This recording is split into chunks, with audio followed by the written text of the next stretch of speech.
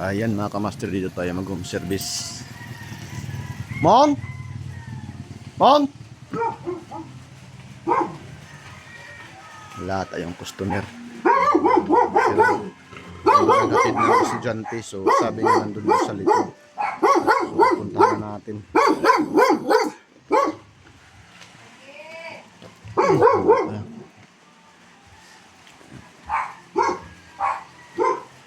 Mon!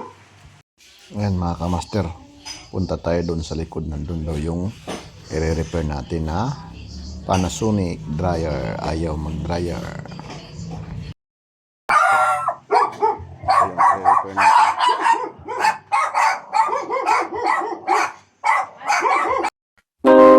Yeah. Ito na to. Kaya ngayusin lahat. Si Dolphy DJ Tech, let's get there.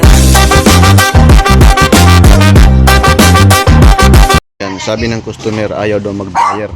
Bila lang daw na nawala yung pag-ikot. So bubuksan natin to.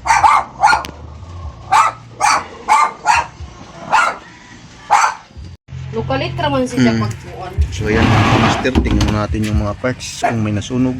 Oh, bago pag-aari Ayan. itong Dolphy. Bago naman yung unit daw, sabi ng ating customer. Bago pa ito.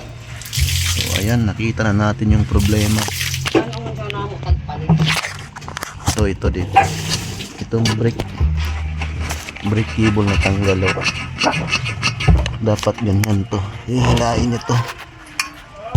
Ganyan. So ang diskarte dito, lagyan mo lang to ng cable tie. Lagyan mo na natin.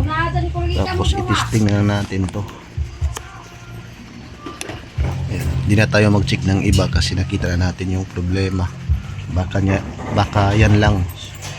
Kung ganun pa rin mangyayari, so mag-check na tayo ng kapasitor, motor at kasa timer din, switch.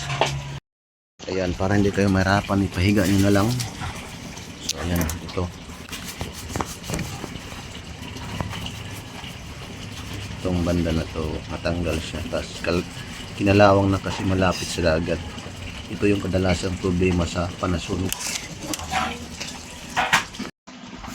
Ayan mga kamaster, nilagyan ko na ng cable tie. Ayan o. Pwede na natin ito i-testing ngayon. Ayan, nandun yung ating customer na gano'n na ang aso. Dito tayo yung saksak. Saksak natin. Hindi magana ba? So ayan mga kamaster, okay na. Ayan, ganoon lang mag-check. Hanggang dito ng video. Peace out mga kamaster. God bless. Customer.